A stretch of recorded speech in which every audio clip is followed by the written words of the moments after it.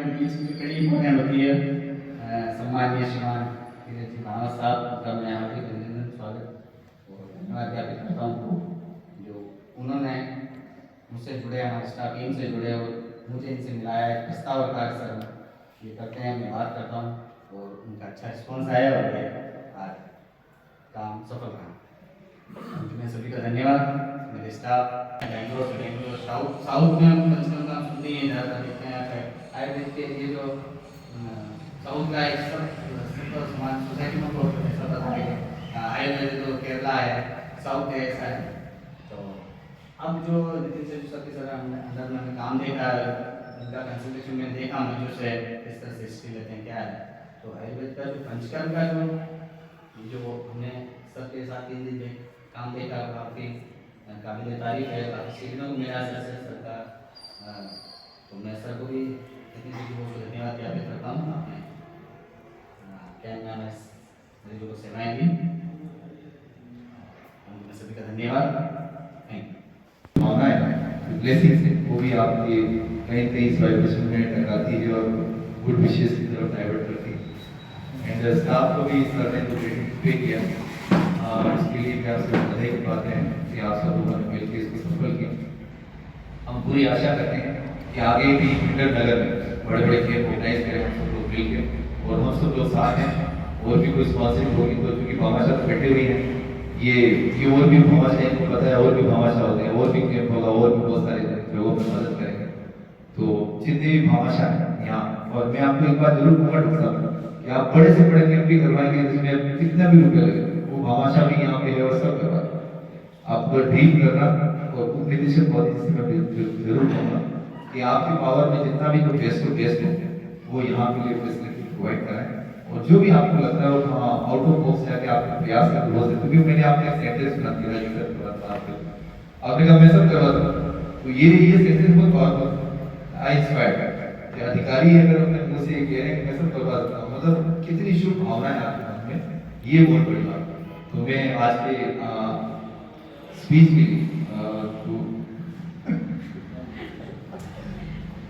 लिए भामाशाह बोलते नहीं, भामाशाह के लिए कोई दूसरों को बोलना भामाशाह जो होते हैं गुप्तदान करते हैं, बोलते नहीं करके दिखाते हैं। हाँ करके दिखाते हैं, इसीलिए भामाशाह के लिए दूसरों को बोलना पड़ता है।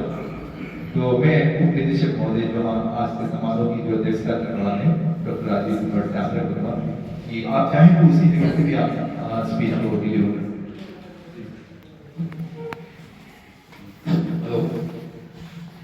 भगवान गांधी की चरणों में नमन।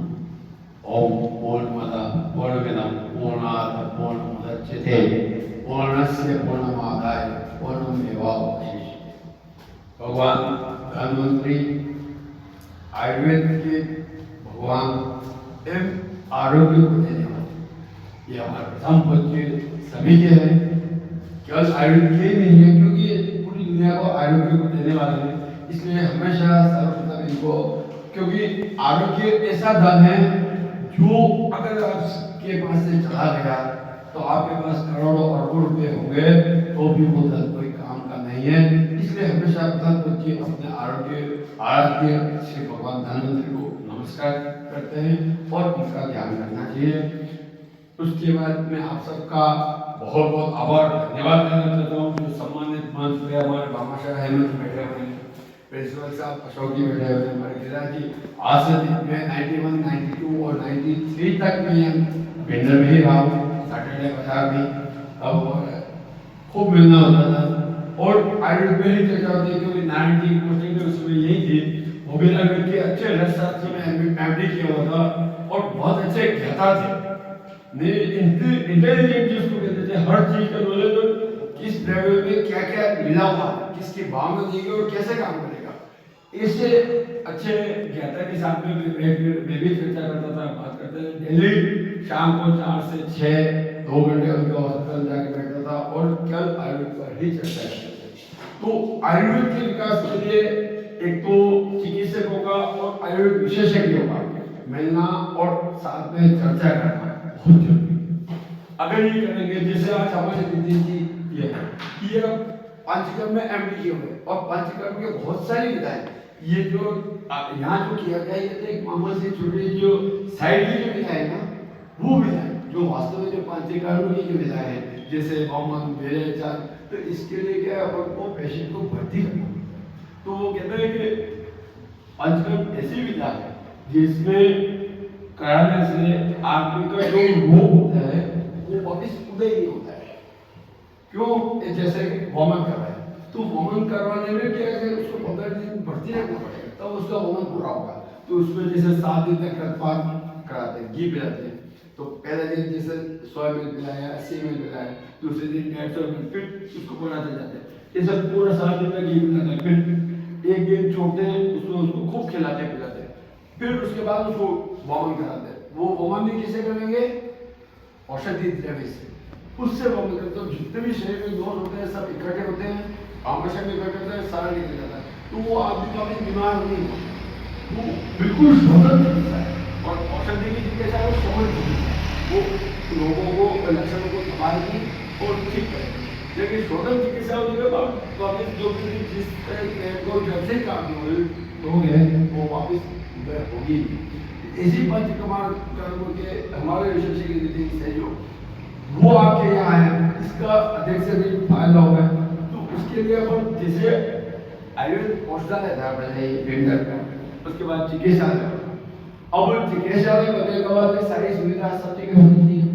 पंचकर्म सेंटर इसको घोषित किया गया है इस साल, पहले नहीं था, इसी साल इसको घोषित किया। तो अब जहाँ तक चिकित्सक का यहाँ नियंत्रण रहना आवश्यक है। आउटडाउन करने वाला चिकित्सक या चिकित्सक का अभाव या कंपाउंडर्स का अभाव या अपना परिचारक का अभाव, इन तीनों के अभाव से भले आपके पास बेड है, सब पूरा दवाई भी है, सब है, स्टाफ नहीं है, काम करने वाला कौन करेगा? क्योंकि ज़्यादा मैंने अभी बताया कि जिस प्रकार से पंचकर्म कराने के लिए मिनिमम एक आदमी को 15 दिन तक भर्ती रहना अनिवार्य है। उस स्थिति में पेशेंट भर्ती रहेगा तो सुबह, दिन में और रात में 3 टाइम ड्यूटी चाहिए। तो उस 3 टाइम में एक डॉक्टर, एक कंपाउंडर, एक पीओ तो निश्चित रूप से मिलना चाहिए। ऐसी स्थिति में मेरा आप लोगों से, गांव के प्रतिष्ठित व्यक्ति और जो नेताजी हैं उनसे मेरा निवेदन है कि आप सबसे पहले आप स्टाफ की व्यवस्था करो, सारी दूसरी सारी व्यवस्था मैं करूँगा। आपको 10 बेड के 10 या 20 बेड दिला दूंगा, लेकिन स्टाफ कराओ।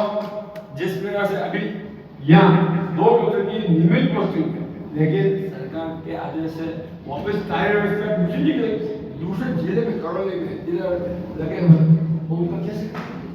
अब तनख्वाह यहाँ से उठा रहे हैं, अपना पैसा मेरा खर्च हो रहा है, काम वहाँ करौली कर रहे हैं, क्यों? तो ये कुछ विरोधाभासी चीजें हैं, तो अपन के उसी हिसाब से कर ज़्यादा चलेगा। तो आप अधिक से अधिक स्टाफ की व्यवस्था कराएं और तो ये आगे सब बढ़िया होगा। और ये आज पंचकर्म एक विधा है, डिसिप्लिनरी प्रोसेस हमारे सतीश जी क्या पंचकर्म नहीं है, अग्निकर्म भी करते हैं, शास्त्र भी करते हैं, जो आयुर्वेद की बहुत अच्छी विधा है। जो शास्त्र में काया सर्जरी एलोपैथिक में अपन करवाते हैं उसमें बहुत रिकवरी, उसके रिकरेंस को ज़्यादा चांस है, बार बार होता है और एक बार ये जल्दी खत्म हो जाती है और वो जगह भी खराब हो जाती है। लेकिन जो फाइल्स का जो 4 से जो आयुर्वेद पद्धति से किया जाता है वो हीलिंग एंड कटिंग दोनों प्रोसीजर साथ में होते हैं, एक ही जगह होता है, जिसको थोड़ के दूध में और हल्दी भिगो कर के धागे को रखते हैं। तो जो थोड़ का दूध होता है वो काटने का काम करता है, कटिंग का, और हल्दी हीलिंग का काम करती है। जो ऐसे ऐसे जो प्रोसीजर आयुर्वेद में हैं तो उनको बढ़ावा देने के लिए आप जैसे भामाशाह और अच्छे आदमी मिल जाए, समाज से भी मिल जाए, तो आयुर्वेद का प्रचार प्रसार भी होगा और आयुर्वेद का विकास भी होगा। लेकिन ये होने वाला है, आपके प्रयास के बाद पूरी थैंक यू सो मच। ये है हमारे अशोक जी बेटे, ये भी बहुत अच्छा कार्य करते हैं। अशोक जी सर भी बहुत बहुत शानदार रिजल्ट आने वाले टाइम में आप लोगों की सेवा में इससे बहुत फर्क पड़ता है। और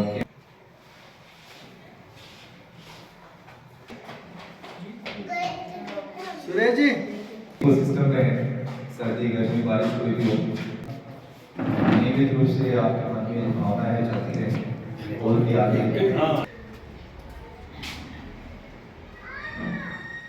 अगला